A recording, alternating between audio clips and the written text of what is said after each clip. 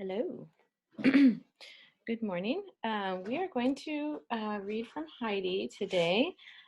This chapter is called Peter Learns to Read. It's chapter 5, part 2 of Heidi. How's everyone doing? Peter arrived at school on time the next morning, and in the afternoon he went to see Heidi. I know something, Peter, she said eagerly. Say it, he replied. You must learn to read, she answered. I don't know if that's knowing something or telling someone something. Can't learn, said Peter. Nobody believes such a thing as that, and I don't either, said Heidi decidedly. The grandmama in Frankfurt knew it wasn't true, and she told me not to believe it anymore. Peter was dumbfounded at this news. I will teach you to read. I know how very well, Heidi continued. You must learn right away. Then you can read 1 or 2 hymns every day to your grandmother. Don't want to, grumbled Peter. This obstinacy made Heidi angry. With flashing eyes, she placed herself in front of the boy and said threateningly, Do you know what will happen if you never learn anything? Your mother has already said that you should go to Frankfurt and learn something. And I know where the boys go to school there. Clara showed me the frightfully big house when we were out driving. Instead of having one good, kind teacher, the way we have here, they have whole rows of teachers. I saw them going into the house dressed in black as though they were going to church. They had high black hats on their heads. Heidi paused to measure the size of the hats from the floor up, and Peter shivered. If you make mistakes, they laugh at you, she said somberly. I'll learn to read, said Peter quickly. Clara had sent Heidi an ABC book in rhyme, and Heidi had decided that this would be a good thing to use in teaching Peter. She drew him over to the table, sat down beside him, and opened the book. She made him spell the first sentence over and over again.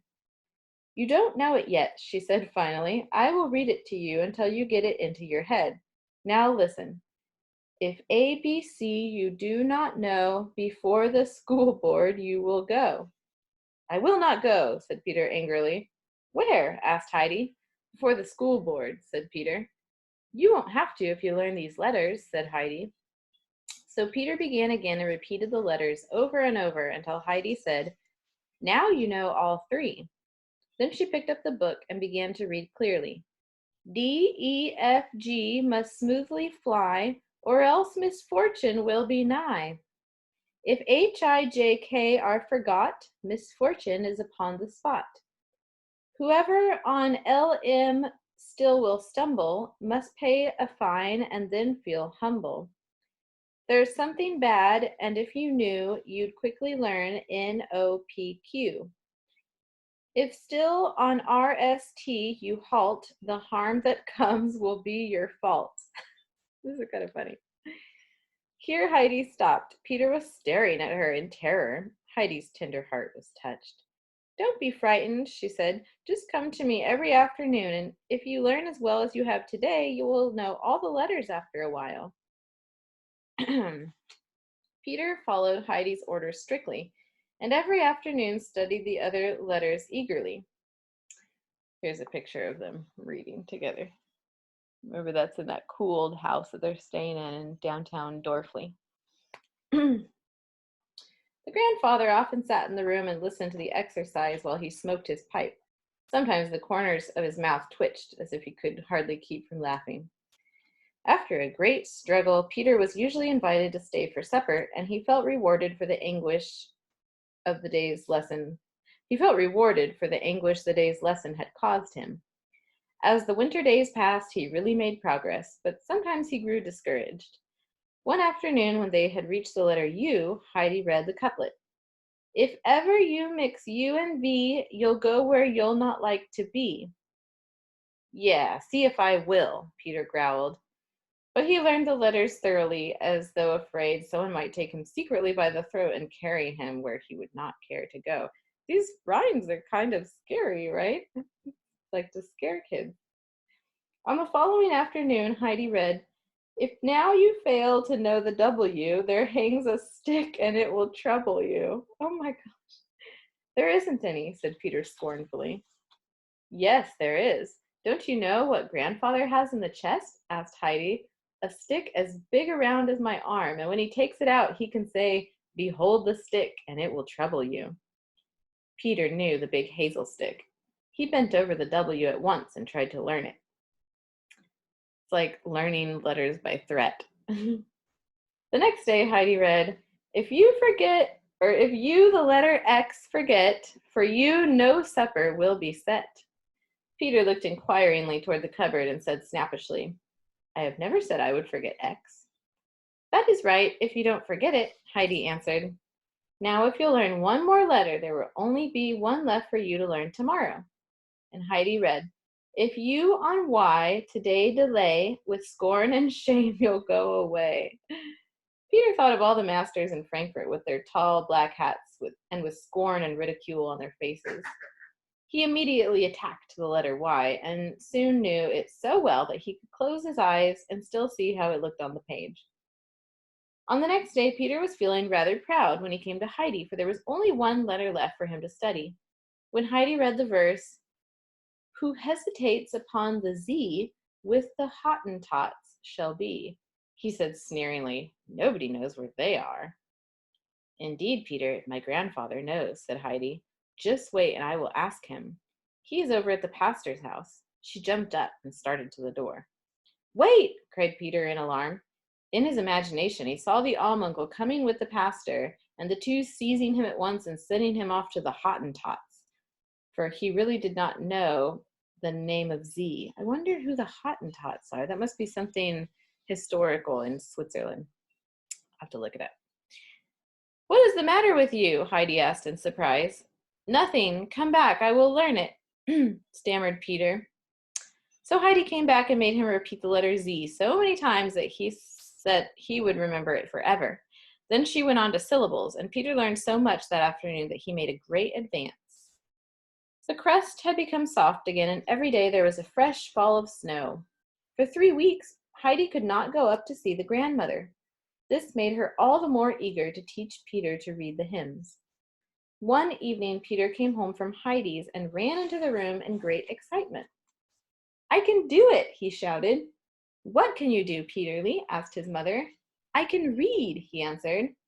"Is it possible? Did you hear, grandmother?" exclaimed Bridget.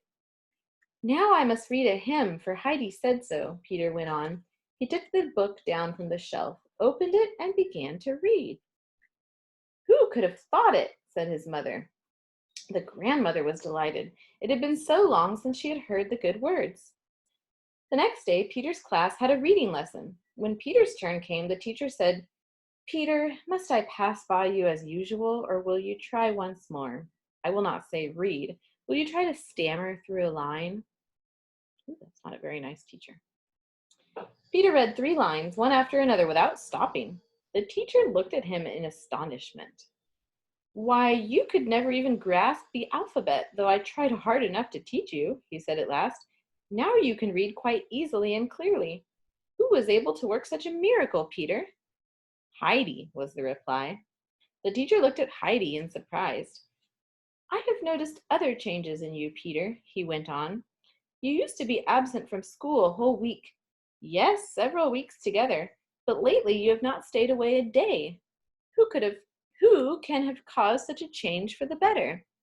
"The uncle," was the reply. With increasing astonishment, the teacher looked from Peter to Heidi, and from her back again to Peter.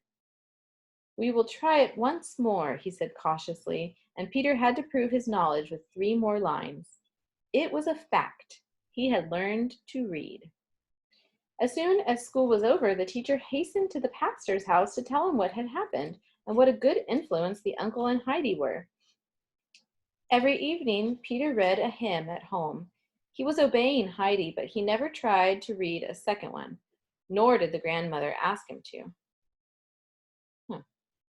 "We can't be too pleased that Peterly has learned to read so well," said his mother. "Now there's no knowing what he may become." Ooh, they're scared. Knowledge gives you more opportunities, you know. "Yes, it is a good thing for him that he has learned something," said the grandmother. "But I wish it was spring so Heidi could come. When she reads the hymns, they seem different. Peter often leaves something out, and it is hard for me to follow the thought." This was true because when Peter came to a hard word, he preferred to leave it out.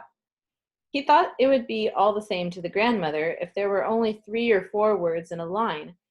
So it happened that there were hardly any nouns left in the hymns that Peter read. Oh, and that's the end of the chapter. The next one is news from Clara. I'm going to look up the Hottentots since that was a short chapter. Let's see. We'll see. They seem like, from the clues, seems like someone that people did not want to go see, the Hottentots in Switzerland.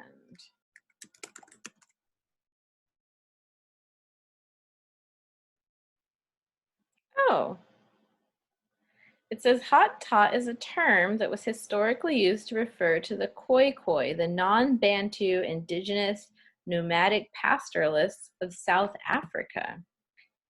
So they're in Africa. It says this term has also been used to refer to the non-Bantu indigenous population as a whole, now collectively known as the Khoisan. So he was threatening to send him off to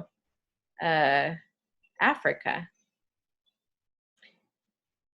Okay. It came from the Dutch. Oh, interesting. Uh-oh. It's been used as an offensive term for Black people, an ethnic term. Okay, so it's kind of like saying that you're going to send people to the Black people or the cannibals or barbarians. So interesting. Well, that's why we learn these kind of things, and you know, these books that are kind of historic, like Heidi, it shows us kind of the way people thought at that time. We wouldn't say that now, but they lived in a different time and they didn't know what we know now. So we can't judge them by our standards. But it's interesting to hear that. It's like, oh, now if I know the word Hottentot, I know what to think about it if I hear it again.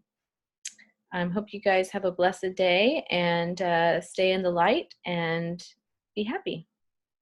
I'll see you tomorrow.